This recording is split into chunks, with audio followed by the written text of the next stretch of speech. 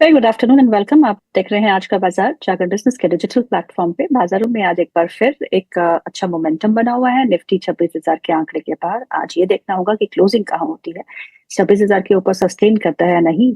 ये थोड़ी बहुत दिक्कत इन लेवल्स के आसपास निफ्टी को आ रही है। आज बैंक निफ्टी में हल्का सहारा निशान देखने को मिल रहा है। आज बैंक निफ्टी तो पार्टिसिपेट नहीं कर रही, लेकिन मेटल इंडेक्स में जोरदार तेजी देखने को मिल रही है।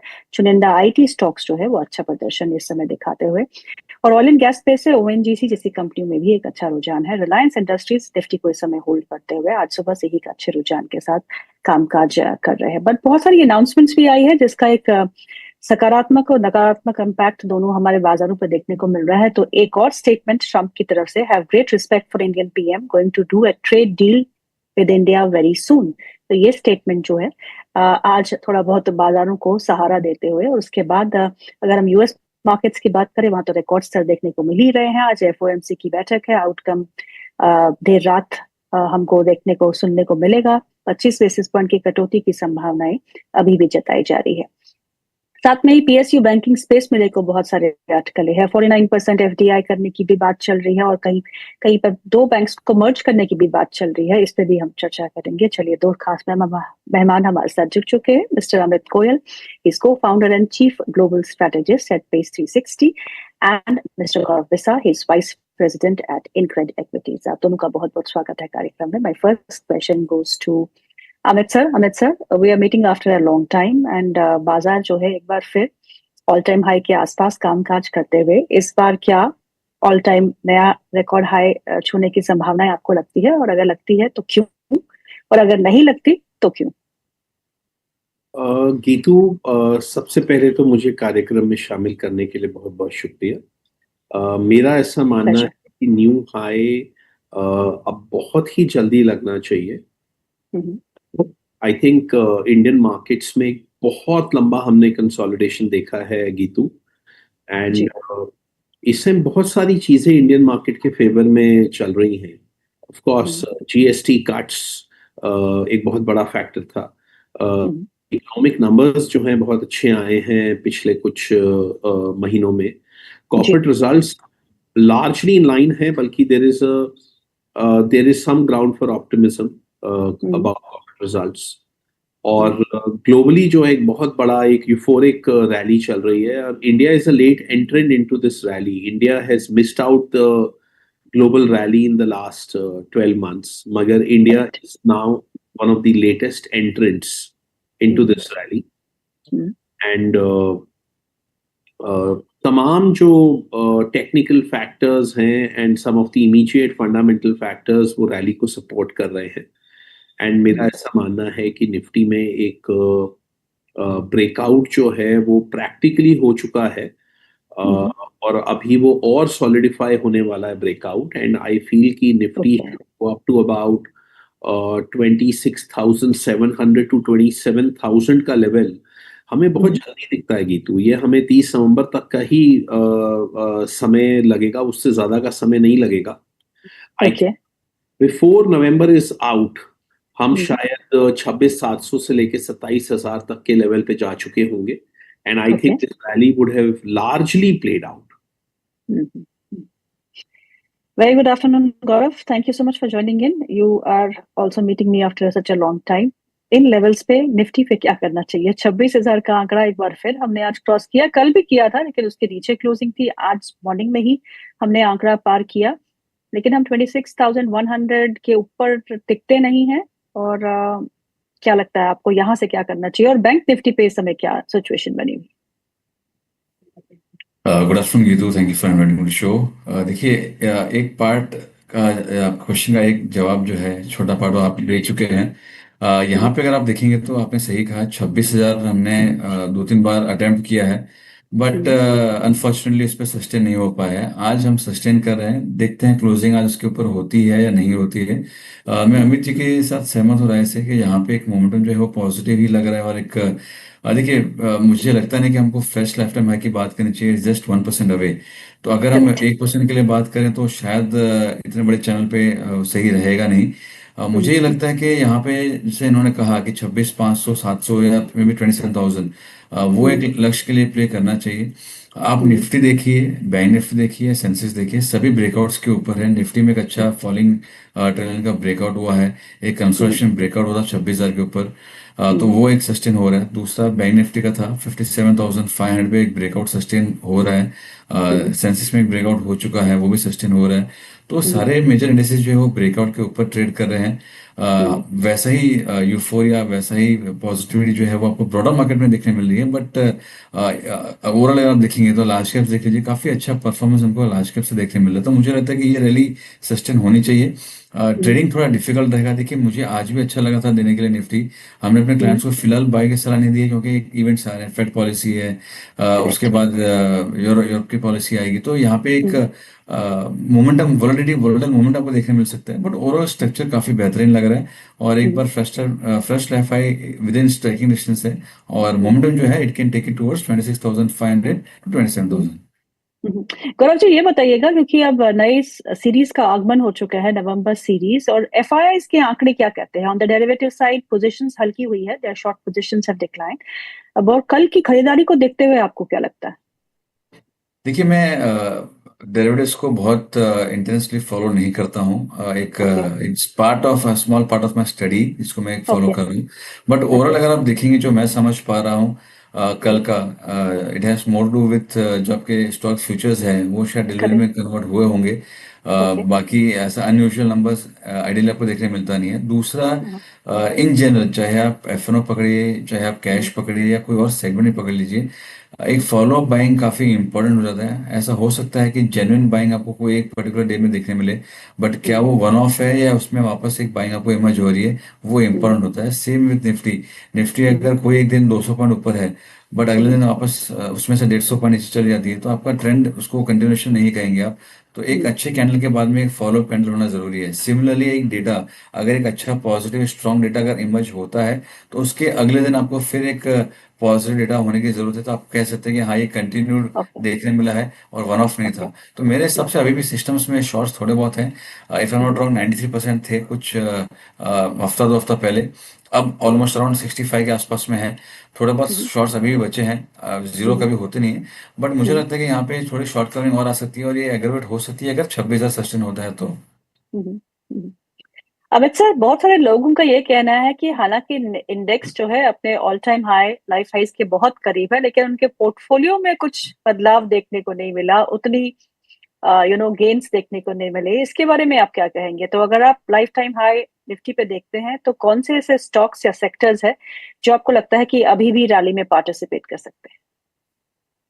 जी। देखिए गीतू, ये मेरे हिसाब से जो हमारा जो पूरा जो गणित है वो ये कहता है कि ये last phase of the rally है। ये ओके। रैली शुरू हुई थी अप्रैल 2020 से। ऑफ कोर्स इसमें बीच में इंटरप्शंस आए हैं, जैसा कि 2022 में जो है रशिया यूक्रेन वॉर के बाद जो है जब कमोडिटी प्राइसेस बढ़ गए थे और बॉन्ड जी। यील्ड्स बढ़ गई, तो उस समय इंटरप्शन आया था। हम्म। थोड़े थोड़े इंटरप्शंस आए हैं, बट बाय एंड लार्ज जो है this rally is now 5.5 year old rally. और जो last phase of the rally होता है उसमें हमेशा फ्लाइट टुवर्ड्स क्वालिटी होता है। ये ओके। हिस्टोरिकल चीज है गीतू, और ये it has been true for the last hundreds of years. So I am not surprised कि इस समय निफ्टी 50 और बैंक निफ्टी जो हैं वो लीड कर रहे हैं इंडियन मार्केट्स को, और ना कि मिड कैप और स्मॉल कैप।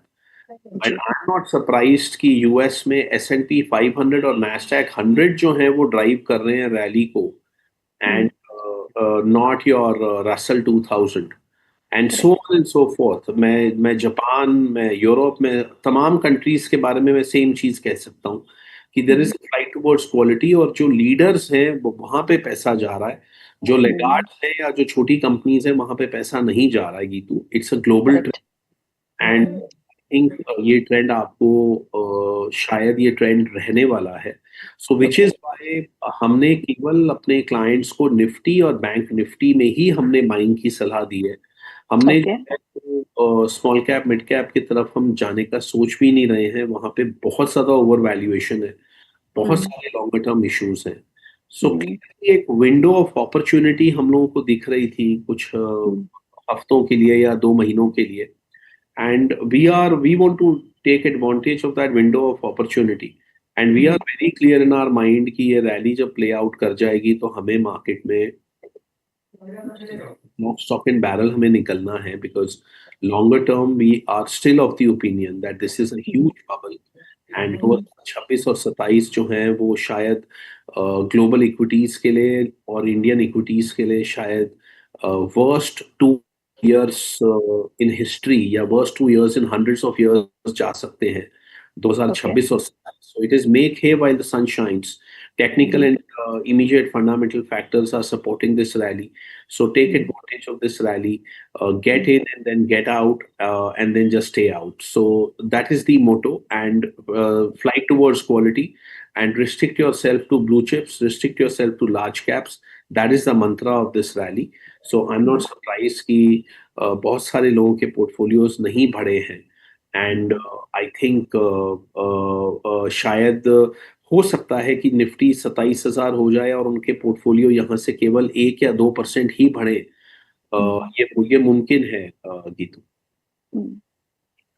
गौरव, एएमसीज की बात करते हैं. अब सेबी का डंडा जो है वो एएमसीज पे पड़ा है. उनका मानना है कि जो एडिशनल एक्सपेंसेस है उनको कटौती करनी पड़ेगी और जिसका इम्पैक्ट जो है उनके सीधा प्रॉफिट पे पड़ सकता है. और आज एचडीएफसी एएमसी को देखिएगा तो 5% नीचे इस समय है, यूटीआई एएमसी 2% नीचे है, और निप्पॉन 5% नीचे है, और Aditya Birla AMC is also down 4%. इस गिरावट में क्या कोई स्टॉक आपको अच्छा लगता है एएमसी स्पेस से? क्योंकि अभी ये प्रपोजल ही है और आई एम श्योर कि म्यूचुअल फंड इंडस्ट्री जो है वो लॉबी करेगी to not adhere to all these proposals. देखिए गीतू, अगर आप देखेंगे ये पूरे स्पेस को, तो बैरिंग 1 और 2 सेशंस जहाँ पे थोड़ा प्रेशर देखने मिला है, ओवरऑल काफी स्ट्रांग आउट परफॉर्मेंस हमको देखने मिली है. तो मुझे नहीं लगता कि यहाँ पे कोई मेजर डेंट एज सच पड़ा है. एक नॉर्मल एक आई वुड से एक रिएक्शन है. अगर ये नहीं भी होता है, बात नहीं आती, तो कभी ना कभी प्रॉफिट बुकिंग हमको देखने मिलती है. तो this is on the first time जहाँ पे हमको 4-5% का कोई प्रॉफिट बुकिंग देखने मिली है. अगर आप 2025 से देख लेंगे तो काफी सारे एएमसीज के भाव जो है वो 50%, 60%, 100% बढ़ चुके हैं. तो जब इतना स्ट्रांग मोमेंटम हमको देखने मिलता है, राइट, तो थोड़ा बहुत प्रॉफिट बुकिंग थोड़ी वाजिब भी हो जाती है. मोमेंटम इंडिकेटर्स हैं वो आपको दर्शाता है कि नहीं काफी ओवरबॉट हो चुका है.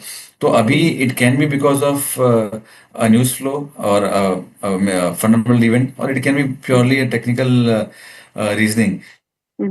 पर मुझे लगता है यहाँ बड़ा लग नहीं रहा है. मैं यहाँ पे फिलहाल बाय नहीं करना चाहूँगा क्योंकि अभी भी स्टॉक्स काफी ऊपरी लेवल्स पे ही है.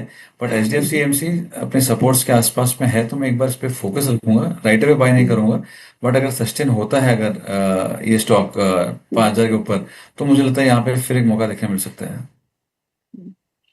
अब सर, पीएसयू बैंकिंग स्पेस में बहुत सारी खबरें आ रही है. खबरें ये भी आ रही है कि एफडीआई लिमिट को 49% कर दिया जाएगा फ्रॉम द करंट 20%. और आज जो खबर आई है वो ये है कि यूनियन बैंक और बैंक ऑफ इंडिया का विलय किया जाएगा, मर्जर किया जाएगा to form a new bank. तो ये PSU banking space valuation front पे थोड़ा बहुत कंफर्ट तो हमको देती है, क्योंकि इसमें एक अच्छा रनअप हमने नहीं देखा है, लेकिन पिछले कुछ हफ्तों से वो भी हमको देखने को मिला है. क्या करेंगे पीएसयू बैंकिंग स्पेस में? अगर आपको कुछ खरीदना हो तो खरीदेंगे क्या? I think again flight towards quality.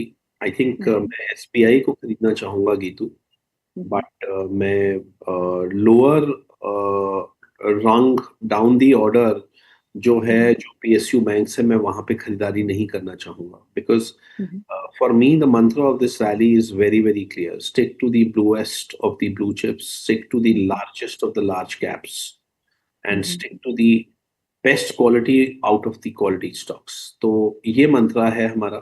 तो PSU बैंक्स में भी जो है हम केवल SBI को खरीदना चाहेंगे. आपकी बात बिल्कुल ठीक है. कंसोलिडेशन हो रहा है, रिफॉर्म्स हो रहे हैं, परफॉर्मेंस भी ठीक है, एंड डिपॉजिट ग्रोथ और लोन ग्रोथ के बीच में जो इम्बैलेंस जो क्रिएट हो गया था, वो भी धीरे धीरे करके कुछ ठीक हुआ है.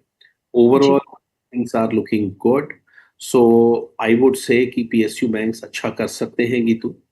मगर मैं ये यहाँ पे जरूर एक कैवेट देना चाहूंगा कि मेरा ऐसा मानना है कि नई एनपीए साइकिल बहुत ज्यादा दूर नहीं है गीतू, और ये मैंने आपके चैनल पे पहले भी इस बात को मेंशन किया है कि करेक्ट। 26 में न्यू एनपीए साइकिल शुरू होने का पूरे पूरे चांसेस हैं।